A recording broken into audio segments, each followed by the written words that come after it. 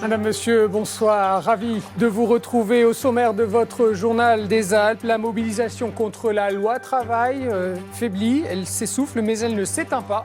Cortège et slogan contre la loi El Khomri ce matin dans les rues de Grenoble. Un rassemblement qui se tient encore en centre-ville. Nous y serons avec Cédric Picot sur place. À Annecy, l'impasse pour des familles de sans-papiers. Après avoir passé l'hiver dans une école désaffectée avec le soutien d'associations, elles sont sommées de quitter les lieux par la préfecture de la Haute-Savoie, mais elles n'ont nulle part où aller. Nous sommes allés à leur rencontre pour recueillir leurs témoignages. Enfin, rencontre avec Meka Girl, une jeune fille à qui la mécanique ne fait pas peur. Bien au contraire, elle est une experte en la matière et elle a développé une fibre pédagogique. Elle propose des stages pour les femmes qu'une vie d'ange effraie. Portrait en fin de journal. Dans votre édition nationale à 19h30, Carole Gessler reviendra sur ce mardi noir sur fond de manifestations. Moins de monde dans les défilés, mais des actions spectaculaires des routiers et des dockers qui sont entrés dans la contestation. Une journée marquée également par des échauffourées dans plusieurs villes comme Rennes ou Paris. Et puis, patrimoine à vendre dans les communes de France. Face à la baisse des dotations de l'État, elles sont de plus en plus nombreuses à rechercher de l'argent pour renflouer les caisses et investir. C'est donc la 6e journée de mobilisation contre la loi travail avant une nouvelle manifestation jeudi. Et dès 10h ce matin, 1600 manifestants selon la préfecture, 4 fois plus selon la CGT, se sont retrouvés devant la gare de Grenoble pour battre le pavé. Pas de débordement, mais même si quelques centaines de jeunes ont joué les prolongations jusqu'à 15h. Le reportage ce matin de Anne Diard et Jean-Pierre Rivet. Le 49.3, on n'en veut pas, on le combat. C'est avec des slogans comme ceux-ci que le cortège s'est ébranlé de la gare de Grenoble vers 10h30. Les manifestants sont en guerre contre le Premier ministre qui a eu recours à l'article 49.3 pour faire adopter en force la loi travail. Mais tout n'est pas encore perdu pour ceux que nous avons rencontrés ce matin. Écoutez, il y a ceux qui font rien et qui n'arrivent à rien, donc on va se battre. Il y a plusieurs journées de grève qui sont en perspective cette semaine.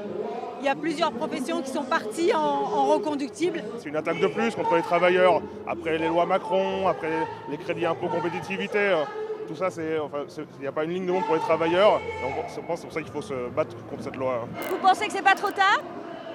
Non, il n'est jamais trop tard pour bien faire. Tout au long du cortège, un déploiement impressionnant de policiers et de gendarmes. Pour éviter les débordements que l'on a pu connaître lors des dernières manifestations, les organisateurs avaient aussi renforcé leur dispositif.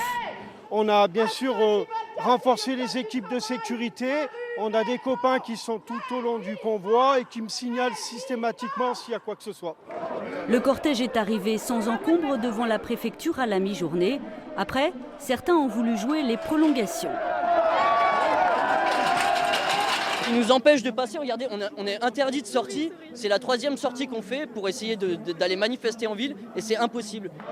Les barrières se sont finalement levées et environ 400 jeunes ont poursuivi leur marche de protestation, invitant sur leur passage les lycéens à se joindre à eux lors d'une brève incursion dans le lycée Champollion.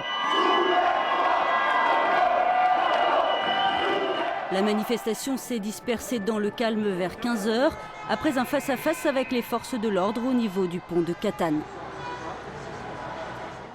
Et donc certains de ces manifestants se sont séparés avec l'intention de se rassembler à nouveau ce soir en centre-ville de Grenoble. On retrouve sur place Cédric Picot pour voir l'évolution des choses. Cédric, ce sont les participants au mouvement Nuit debout qui se sont retrouvés sur la place Victor Hugo ce soir. Oui Jean-Christophe, la Nuit debout grenobloise qui ce soir s'est délocalisée. L'Assemblée générale qui se tient habituellement tous les soirs depuis un peu plus d'un mois maintenant sur l'esplanade de la MC2, eh bien se tient ce soir en plein centre-ville, ici sur la place Victor Hugo. 200 personnes sont réunies depuis 18h dans le calme. Les prises de parole ici se succèdent avec au cœur des débats eh bien, l'avenir du mouvement. La municipalité de Grenoble n'autoriserait plus l'occupation de l'esplanade de la MC2 à partir de demain. Du coup, ici, on s'interroge sur la suite à donner. Alors jusqu'ici, plusieurs pistes ont été évoquées par les personnes qui ont pris la parole. Certains évoquent le démantèlement du camp, d'autres évoquent son maintien sans autorisation. D'autres, enfin, parlent de poursuivre le mouvement de la nuit grenobloise sous d'autres formes. Alors pour l'instant, rien n'est décidé. Il n'y a pas de votes qui ont été faits pour l'instant. Les débats se poursuivent. Rien n'est décidé. Et donc, nous verrons demain la suite que donnera ce mouvement Nuit debout. Merci beaucoup Cédric pour toutes ces informations. Vous le savez, les mouvements de grève vont se multiplier cette semaine avec des revendications par métier qui se greffent à la demande du retrait de la loi travail. Les syndicats dans l'ensemble jugent le texte trop favorable aux entreprises, pas assez protecteur pour les salariés, en particulier parce qu'il instaure la primauté des accords d'entreprise sur les accords de branche. Alors routiers, cheminots, policiers qui manifestent, on fait le point tout de suite avec Denis Duguet. Pour l'intersyndicale, il s'agit des 6e et 7e mobilisations nationales et unitaires d'action contre le projet. Des grèves reconductibles sont prévues chez les routiers, les dockers, les marins, les facteurs à la SNCF, ainsi qu'à Paris Aéroport. Les routiers ont ouvert le bal la nuit dernière à l'appel des fédérations FO et CGT. À la RATP, le préavis déposé par la CGT ne couvre que la journée de mardi, mais à la SNCF, la CGT cheminot appelle à cesser le travail chaque mercredi et jeudi et Sudrail quotidiennement à partir d'aujourd'hui. Les cheminots entendent dénoncer la loi El Khomri, mais surtout peser sur les négociations en cours sur leurs conditions de travail. Le préavis de Sudrail s'étend jusqu'au 11 juillet, soit le lendemain de la finale de l'Euro de football. De son côté, le syndicat policier Alliance appelle les forces de l'ordre à investir la rue demain 18 mai dans toutes les régions pour dire stop à la haine anti-flic. Enfin, côté transport aérien, des débrayages sont attendus dès aujourd'hui à Paris Aéroport, à l'appel de la CGT notamment, et une grève sera lancée jeudi par l'Union syndicale de l'aviation civile qui représente les contrôleurs aériens, le personnel administratif et les techniciens. Et sur les rails, dans la région, des perturbations du trafic sont annoncées dès ce soir autour de Grenoble et de Lyon. Et pour demain, il faudra compter sur 2 TGV sur 3 sur l'axe sud-est et 1 TER sur 3, voire 1 TER sur 4 dans les Alpes. À noter que certaines dessertes seront assurées par autocar entre Valence et Grenoble ou entre Grenoble et Gap, par exemple. Plus de détails sur les sites internet TER Rhône-Alpes et sncf.com. En Maurienne, sur la commune du Frenay, la coulée de boue n'en finit pas de s'étendre. Ce sont 3 mètres de boue qui se sont répandus sur la chaussée de la RD 1006 entre Saint-Michel de Maurienne et Modane. Elle a de nouveau été fermée ce soir. Le point avec Bernard Portugal et Frédéric Pasquet. Une coulée de boue de près de 3 mètres d'épaisseur qui a entièrement recouvert la chaussée. Hier soir, plusieurs milliers de mètres cubes de terre et de roches ont dévalé la pente et se sont accumulés sur la route départementale en contrebas. Quelques heures plus tôt, un premier éboulement de terrain survenu à 1800 mètres d'altitude avait provoqué le débordement de 2 ruisseaux. C'est la conséquence de cette coulée boueuse qui descend au fur et à mesure dans le versant. Et l'ouvrage hydraulique qui est prévu pour faire passer le ruisseau sous la route n'est pas prévu pour ce type de matériaux. Et donc hier soir, c'est bouché. Et depuis qu'il est bouché, toute la coulée boueuse passe par-dessus la route. Après un survol de la zone hier, les premières constatations ont débuté sur le terrain aujourd'hui. Des experts de la direction départementale des territoires ou encore du service de restauration des terrains de montagne se sont rendus sur place. Objectif, s'approcher le plus possible du lieu de l'éboulement pour faire un point précis de la situation dans un secteur très pentu et escarpé. Quand on voit la hauteur des matériaux, c'est impressionnant. Et ce qui est surtout impressionnant, c'est ce qui doit être en suspens au-dessus. Et là, il y a de quoi être inquiet quand même. Sachant que si on a la pluie qui arrive derrière dans les jours à venir, on risque d'avoir le phénomène qui va s'amplifier. Pour l'heure, la route départementale 1006 est toujours fermée à la circulation, mais le trafic SNCF est maintenu car l'éboulement ne présente pas de danger pour la voie ferrée toute proche. Par ailleurs, des capteurs vont être installés sur le tracé de la coulée afin de détecter d'éventuels nouveaux glissements de terrain.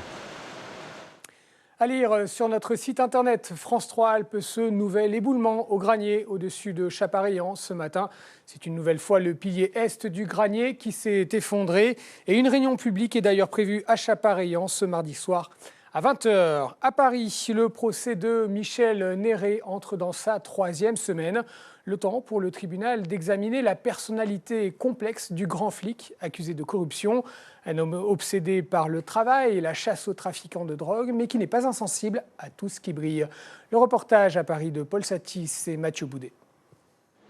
Des flics et des voyous devant la 11e chambre du tribunal correctionnel de Paris. C'est la dernière étape du procès Néré, l'étude des personnalités des 8 prévenus. Il y a les CV des truands dont les 2 principaux sont évanouis dans la nature. C'est une longue litanie d'escroqueries, de fraudes, de peines de prison. Et puis il y a les CV des flics, les 3 qui sont assis avec Michel Néré sur les bancs des prévenus. Tous décrits comme exemplaires avant d'être embarqués dans cette affaire. Gilles Guillotin et Christophe Gava, les 2 chefs de la PJ de Grenoble, sont accusés d'avoir envisagé de rémunérer les indiques avec du cannabis sous la pression de Michel Néré. Des accusations légères qu'ils nient, mais des conséquences lourdes sur leur carrière. C'est un véritable tsunami qui s'est abattu sur lui, et professionnel et personnel. Il a tout donné à la police, c'était une véritable vocation, il l'a dit tout à l'heure au tribunal. Et du jour au lendemain, alors qu'il avait la foi du charbonnier s'agissant de son métier, il s'est retrouvé à l'écart. Heureusement, il y avait la solidarité des collègues, mais tant que cette affaire ne sera pas terminée et tant que son innocence ne sera pas consacrée par une décision de justice, il y aura toujours un point d'interrogation. Le 3e policier, Jean-Paul Marty, le capitaine des stupes qui a donné 300 grammes de cannabis à la demande de son patron, a été réintégré dans la police. Mais l'affaire lui a coûté aussi sa carrière, sa santé, son mariage. Et tous les 3 disent la même chose, l'influence que pouvait avoir sur eux Michel Néré, le super policier. Ce soir, le tribunal a commencé à examiner la complexe personnalité de Michel Néré, son aura, son charisme, ses impressionnants états de service. La défense a cité 6 témoins de moralité au total, et pas des moindres. Demain, par exemple, sera entendu son ancien mentor au SRPJ de Versailles, l'ancien préfet Richard. Il y aura aussi des policiers et des magistrats, tous au plus haut niveau de la hiérarchie aujourd'hui, comme l'ancienne patronne de la police judiciaire, Martine Monteil. Ils viendront rappeler le grand policier qui était Michel Néré. Ils seront certainement aussi interrogés sur ses méthodes, mais seuls les juges diront si elles ont dépassé les limites.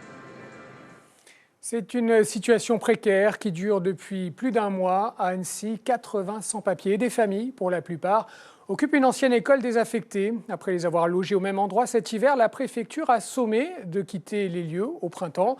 Et malgré tout, ces familles ont choisi de rester pour éviter de se retrouver à la rue. Le reportage d'Ariane Combe et Christian Mathieu. À l'heure du petit déjeuner, dernier coup d'œil sur les devoirs, signature des parents sur les carnets scolaires, puis départ pour l'école, comme chaque matin. Un quotidien presque ordinaire pour la quinzaine de familles sans papier qui occupent l'ancienne école des Fins à Annecy. Ces adolescentes rêvent pourtant d'une vie meilleure. D'une vie comme toutes les autres adolescentes de notre âge, en fait. Parce que la nôtre, elle n'est pas comme la leur. Parce que moi, j'ai beaucoup de filles dans ma classe, enfin, pas vraiment dans ma classe, mais j'ai beaucoup de filles qui me disent comment est sa chambre, etc. Moi, je suis obligée d'en inventer une, parce que si je leur dis que j'habite ici, pour moi, c'est un peu une honte. La promiscuité n'est pas le souci principal des adultes. Ce qu'ils redoutent, c'est la rue. Ils savent qu'à tout moment, on peut les expulser. C'est difficile parce qu'on donne toutes les nuits avec la peur. Avec le stress, la police. Les valises ne sont d'ailleurs jamais défaites. C'est la police, il vient. Les problèmes après, on ne sait jamais. On est tous les jours prêtes, avec valise, avec tout. Abdullah, père de 3 enfants, est peintre. Il y a 6 mois, sa carte de séjour n'a pas été renouvelée par la préfecture, malgré ses 6 années passées en France.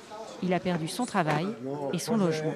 En tant que citoyen, je me dis quand même qu'on aura besoin de travailleurs étrangers dans quelques années. Je me dis qu'on raisonne trop à court terme, c'est-à-dire que là, on raisonne pour des raisons purement électorales. On ne veut pas faire peur, etc. Alors qu'on en a besoin pour notre économie. Donc des gens qui ont fait la preuve depuis plusieurs années qu'ils étaient capables de s'intégrer, je pense que je ne vois pas où est le problème. Un toit, un titre de séjour pour travailler, c'est ce que réclament les associations de soutien aux sans-papiers. À ce jour, la préfecture ne les a pas entendus. Et l'on part pour Samoins maintenant, où le chantier du futur club Méditerranée a démarré. Les derniers recours sont tombés il y a un peu plus d'une semaine et les pelleteuses sont au travail.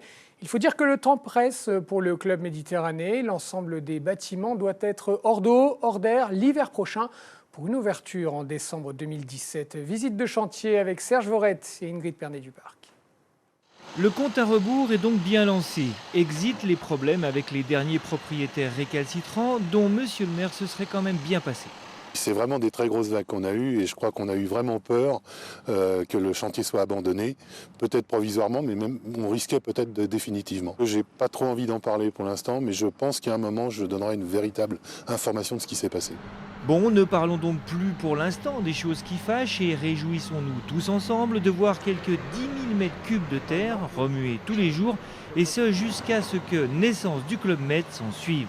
Parce qu'un événement comme celui-là, visiblement, ça ne se refuse pas. On est obligé de foncer parce qu'il y a de la concurrence. Nous, c'est quand même un projet pour une station qui est un aboutissement énorme, qui nous apporte une publicité mondiale et en même temps qui nous apporte une clientèle qui... Le taux de remplissage est de 90% sur 7 mois. Donc pour nous, c'est idéal. Enfin, c'est quelque chose économiquement, création d'emplois. Donc ça nous permet aussi de maintenir les jeunes dans notre vallée. 100 millions investis par le club, 22 000 lits, 350 emplois, voilà pour les chiffres. Et ça devrait donner cela. Un ensemble architectural très intégré, un club haut de gamme qui, selon ses responsables, aura pour vocation d'attirer une clientèle à 60% étrangère, venue d'Asie ou encore d'Amérique du Sud. Joint par téléphone, le Club Med confirme que la montagne française est toujours intéressante, mais qu'on mise aujourd'hui sur de vrais lieux d'été. C'est pas qu'une montagne d'hiver qu'on a. On a une montagne d'été qui est très importante avec énormément d'activités. On a du VTT, on a du parapente, on a du rafting, on a de l'escalade, on a de la spéléo. Enfin, on a vraiment beaucoup d'activités, ce qui fait qu'on a une attractivité. On a une réserve naturelle à côté qui fait quand même plus de 9000 hectares et qui est aussi un modèle. Donc, je crois que vraiment, ils ont misé sur une vallée où on a une mixité d'activités entre l'hiver et l'été qui est importante. Preuve de l'attrait du club pour nos Alpes, le groupe possède 21 villages de montagne dans le monde, dont 14 en France. Prochain investissement prévu, les Arcs 1650. Dans le bassin lémanique, focus maintenant sur le Grand Genève. Comment le construire, comment y vivre? Le Grand Genève, c'est une agglomération en devenir de près de 1 million d'habitants. Une enquête vient d'être menée sur ses infrastructures, sa population et le désir de vivre ensemble. Une étude optimiste, vous allez voir. Le Grand Genève, c'est une agglomération de 212 communes et 4 territoires franco-suisses. Mais vivre dans le Grand Genève, c'est avant tout résoudre un problème, celui de la mobilité. Parmi plusieurs indicateurs relevés dans l'enquête, mesurant la satisfaction générale, c'est le temps de trajet jusqu'au travail qui est le moins bien noté. Pour l'ensemble de la population, le réseau de transport reste la grande faiblesse du territoire. Mais le chantier est en cours.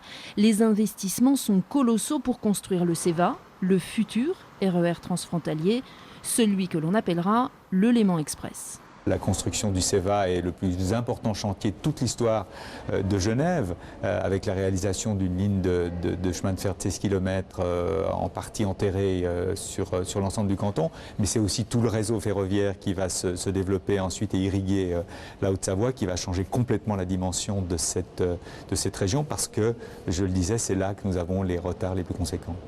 Si le Grand Genève reste pour certains un grand machin, pour les élus, il est de plus en plus concret avec ces constructions que la population devrait petit à petit s'approprier.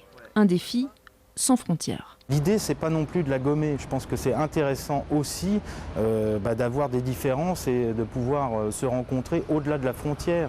C'est bien parce qu'il y a des avantages comparatifs liés à cette frontière que la région est à ce point dynamique. Donc la frontière est pour le coup une chance. Elle ne le serait plus si elle devenait un mur, mais dès lors qu'on peut la passer et qu'on organise tout ça, elle reste une chance, je pense. Et les habitants sont conscients, heureux de vivre dans ce Grand Genève. Le niveau de satisfaction de vie est élevé, avec une note de 7,9 sur 10. La région a la chance de gérer la croissance et pas la pénurie. Portrait maintenant d'une jeune femme que la mécanique n'effraie pas. Mecha Girl, c'est son nom, pulvérise les clichés et elle vole au secours des néophytes.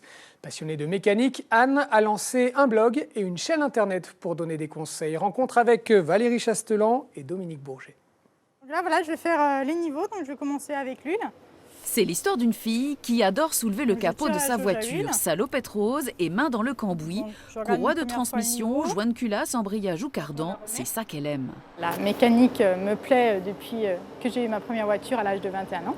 Donc je suis venue ici pour justement faire l'entretien basique de ma voiture et j'en parle beaucoup à mon entourage, ils me demandent des conseils.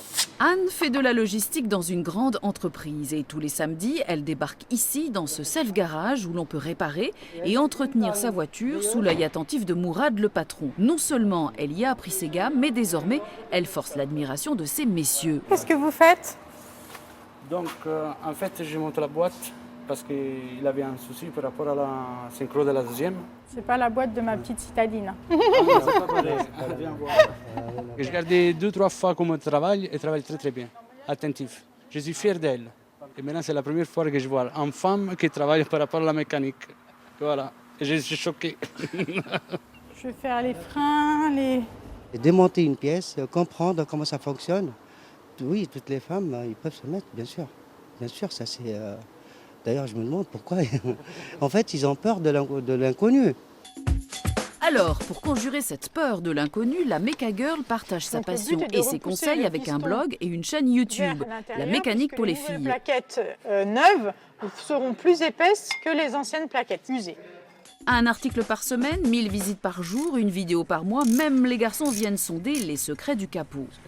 Ce que j'aime, c'est le fait d'être autonome, quand même, de pouvoir être autonome sur sa voiture, de faire l'entretien, parce qu'on n'a pas toujours la chance d'avoir un père, un frère ou un chéri qui s'y connaissent. Donc pouvoir aussi se débrouiller seule en tant que femme, c'est quand même intéressant. Voilà. Si ça vous tente, samedi 21 mai, Anne propose aux filles de se lancer pour de vrai avec une matinée de mécanique, poésie des boulons, théorie, pratique. Venez accompagner de votre voiture. Là, l'idée, c'est vraiment d'en faire un événement fun, girly, vraiment sympathique. On sera entre nous. Pourront les participants poser toutes les questions qu'ils veulent sans peur du ridicule ou autre. Pour que valsent les croyances limitatives et les clichés, rendez-vous au Self-Garage de Pont-de-Clé près de Grenoble, avec ou sans salopette rose. Votre Titine vous dira merci. Voilà, et le site internet de Anne se nomme lamécaniquepourlesfilles.com. C'est tout simple comme la mécanique. On termine avec cette belle histoire autour de l'Euro de foot qui approche. À Tain-l'Hermitage, dans la Drôme, on s'active dans l'entreprise Manufait. On y fabrique tous les accessoires du supporter, un kit made in France. Ça fait bien longtemps qu'on n'avait pas vu cela. Il y a Anne-Marie et Stéphanie Yvon. Des kilomètres de tissu, une cadence effrénée. Depuis quelques semaines, ces couturières voient la vie en tricolore. Depuis quelques temps, c'est du bleu, du blanc, du rouge, toute la semaine, de 8h à 5h. Le foot, les manifestations, tout ça, c'est toujours un événement pour nous, c'est du travail, quoi. Voilà, c'est bien. L'Euro de foot approche, les bons de commande s'empilent dans l'atelier. Dans la réserve, pourtant, les stocks sont encore minces, la vente de pavillons est très sensible aux événements, festifs ou non. On fait quand même du drapeau français toute l'année. Hein. Voilà. Parce que malheureusement, on a eu aussi les événements de fin d'année tragiques qui nous ont fait énormément travailler aussi. Bien autant que les événements festifs. On préfère faire pour la Coupe d'Europe. Hein. Des drapeaux made in France, fabriqués depuis 4 générations dans cette petite manufacture familiale, spécialisée à l'origine dans les articles de fête, puis les bannières pour les anciens combattants. Les murs ont près de 90 ans, mais les techniques se sont modernisées pour faire face à la demande. Machine à impression numérique épaule maintenant les couturières. Fanion tricolore ou kit de supporters, 15 000 articles pourraient être vendus pour l'Euro 2016, surtout si les Bleus réussissent leur compétition. Si l'équipe de France arrive en demi-finale, voire finale, voire qu'elle gagne la Coupe d'Europe, ça va nous faire un gros boom, je pense, aux alentours de 20-25% d'augmentation des chiffres d'affaires. Donc il n'y a plus qu'à croiser les doigts, quoi. Ouais, voilà, il n'y a plus qu'à les supporter. Et pour ça, le patron peut encore compter sur ses couturières. Un petit coup d'œil sur votre météo avant de vous dire au revoir avec des éclaircies dans un ciel nuageux prévu par Météo en France demain. Il fera frais le matin avec 3 degrés à peine à Chamonix et 8 degrés sur Grenoble. Voilà, c'est ainsi que s'achève ce journal. Demain à midi, c'est Daniel Despin qui sera à cette place. Je vous retrouve quant à moi